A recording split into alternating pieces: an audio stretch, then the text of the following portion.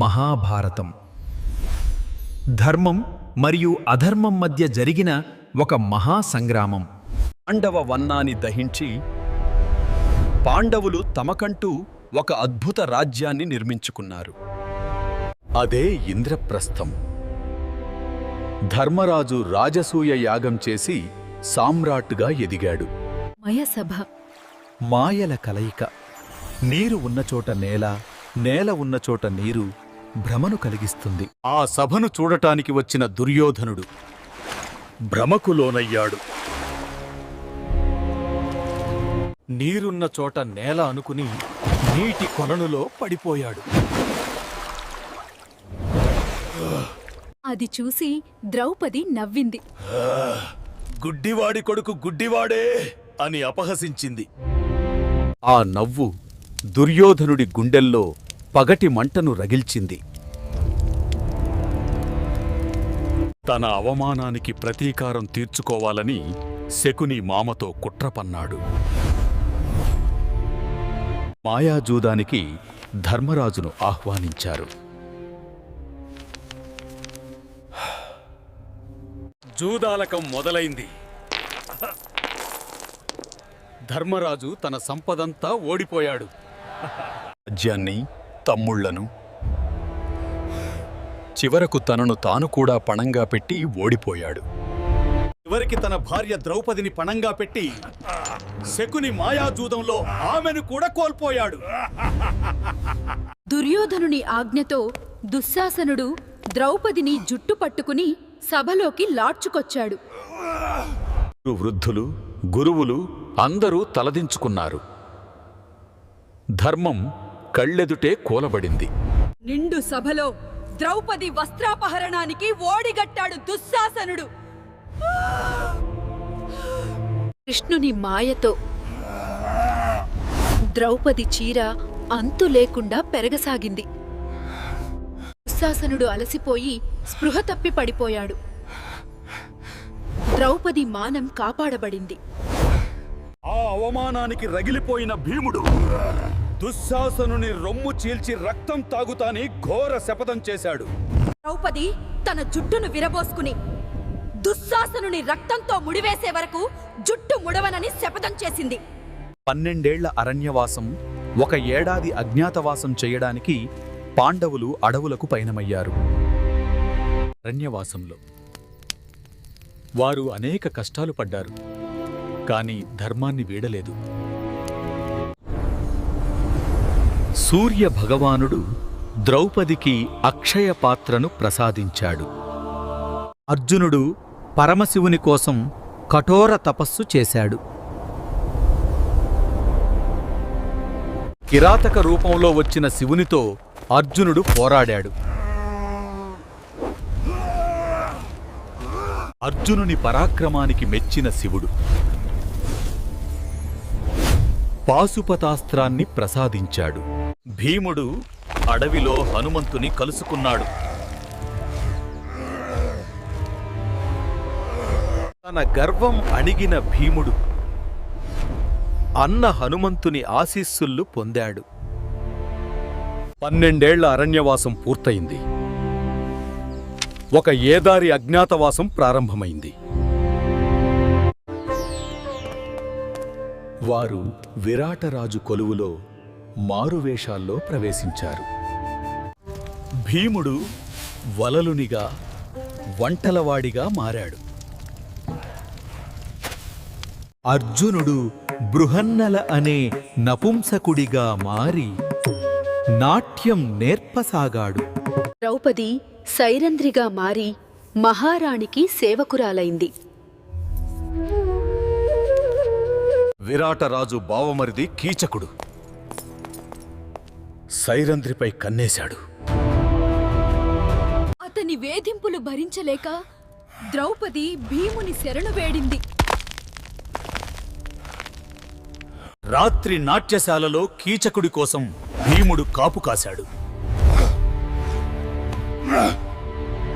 భీముడు కీచకుడిని ముద్దలా పిసికి అత్యంత దారుణంగా వధించాడు. అజ్ఞాతవాసం చివరి రోజున కౌరవులు విరాట రాజ్యంపై దాడి చేశారు. బృహన్నల రూపంలో ఉన్న అర్జునుడు శమీవృక్షం నుండి తన గాంధీవాన్ని తీశాడు. అర్జునుడు ఒంటరిగా కౌరవ సైన్యాన్ని ఎదుర్కొన్నాడు.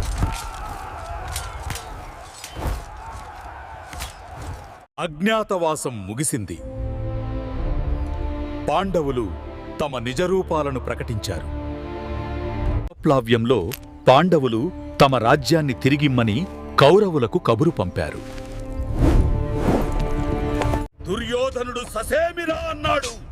సూది మొన మోపినంత నేల కూడా ఇవ్వనని తేల్చి చెప్పాడు. యుద్ధాన్ని నివారించడానికి శ్రీకృష్ణుడు శాంతిదూతగా హస్తినాపురానికి వెళ్ళాడు. ధృతరాష్ట్రుని సభలో కృష్ణుడు శాంతి వచనాలు పలికాడు. కేవలం 5 ఊళ్ళు ఇమ్మని కోరాడు.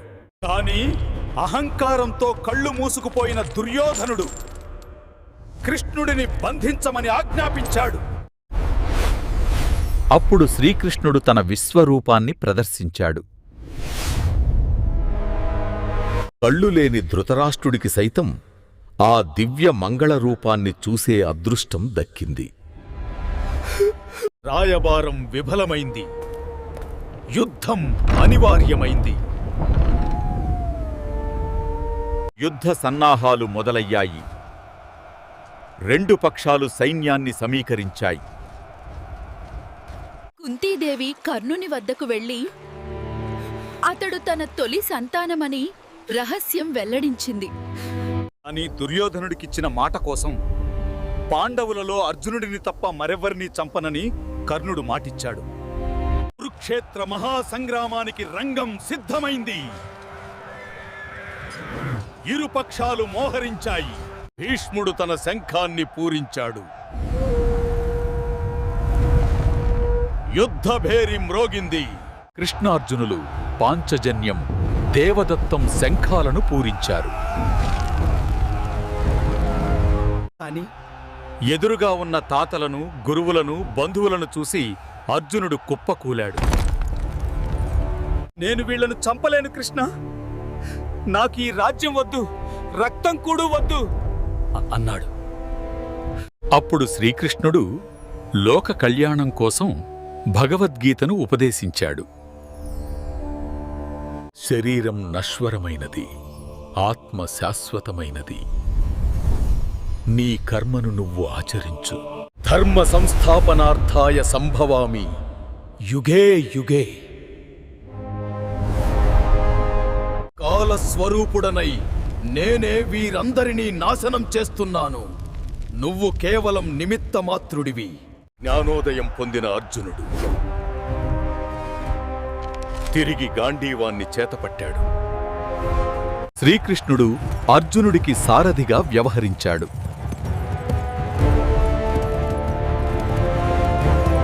మహాసంగ్రామం మొదలైంది. బాణాల వర్షంతో ఆకాశం చీకటైంది. మహాసంగ్రామం మొదలైంది. బాణాల వర్షతో ఆకాశం చీకటైంది. భీష్ముని పరాక్రమానికి పాండవ సైన్యం కకావికలమైంది. అతను ఎదుర్కోలేక అర్జునుడు వెనుకడుగు వేయడంతో కృష్ణుడే చక్రం చేతపట్టాడు. 10వ రోజు శిఖండిని ముందు పెట్టుకుని అర్జునుడు తాతపై బాణాలు సంధించాడు. శరీరం నిండా బాణాలు దిగబడి భీష్ముడు అంపశయ్యపై ఓరిగాడు. భీష్ముని పతనం తరువాత ద్రోణాచార్యుడు కౌరవ సైన్యాధ్యక్షుడయ్యాడు.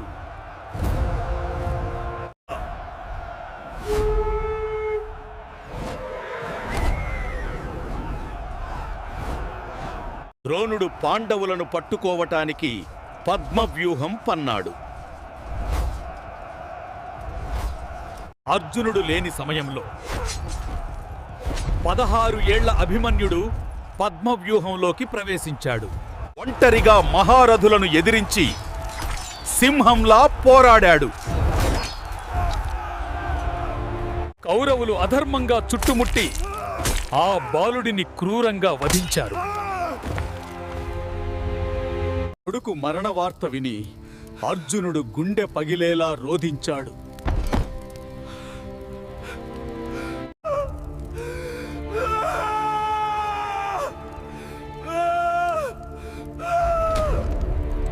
రేపు సూర్యాస్తమయంలోపు జయద్రథుణ్ణి చంపుతాను, లేదంటే అగ్నిప్రవేశం చేస్తానని అర్జునుడు శపథం చేశాడు. మరుసటి రోజు కౌరవులు జయద్రథుడిని రక్షించడానికి ఎన్నో వ్యూహాలు పన్నారు. శ్రీకృష్ణుడు మాయ చేసి సూర్యాస్తమయం అయినట్లు భ్రమ కల్పించాడు. జయద్రథుడు సంతోషంతో బయటకు వచ్చాడు. అప్పుడే సూర్యుడు మళ్లీ వెలిగాడు. అర్జునుని పాశుపతాస్త్రం జయద్రథుని తల తెగ నరికింది.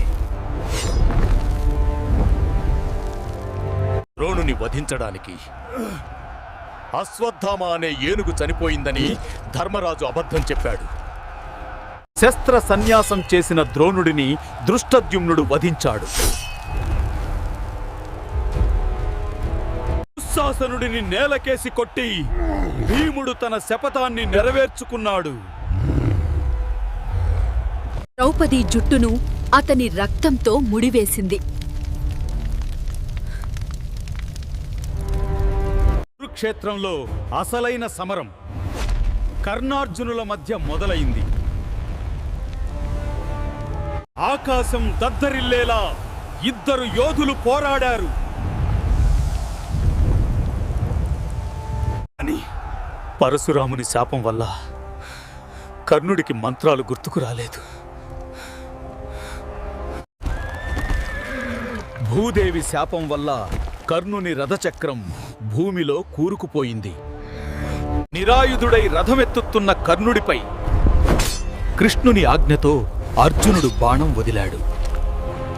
బాణకర్ణుడు నేల కొరిగాడు.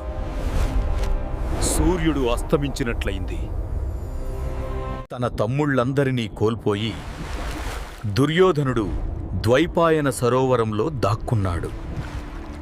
పాండవులు అక్కడికి చేరుకుని అతన్ని యుద్ధానికి రమ్మని సవాలు చేశారు. భీమ దుర్యోధనుల మధ్య భయంకరమైన గదాయుద్ధం జరిగింది.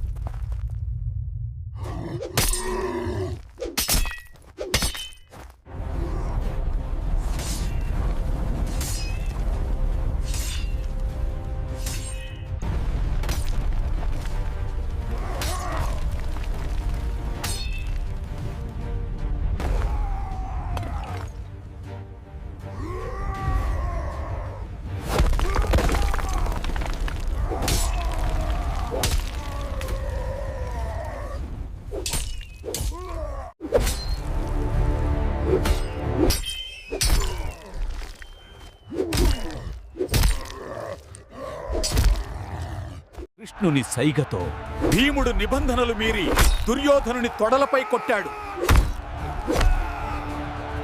దుర్యోధనుని పతనంతో మహాభారత యుద్ధం ముగిసింది అని పగచల్లారని అశ్వత్థామ రాత్రిపూట పాండవ శిబిరంలోకి ప్రవేశించాడు. నిద్రిస్తున్న ఉప పాండవులను దృష్టద్యుమ్నుడిని దారుణంగా వధించాడు.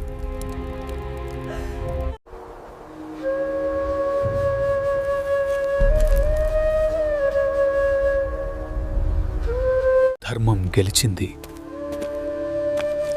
కానీ ఎన్నో ప్రాణాల మూల్యంతో రక్తపాతంతో నిండిన కురుక్షేత్రం శాంతిని కోరుకుంది.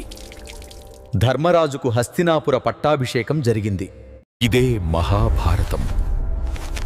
మానవ నైజానికి, కర్మ సిద్ధాంతానికి నిలువటద్దం.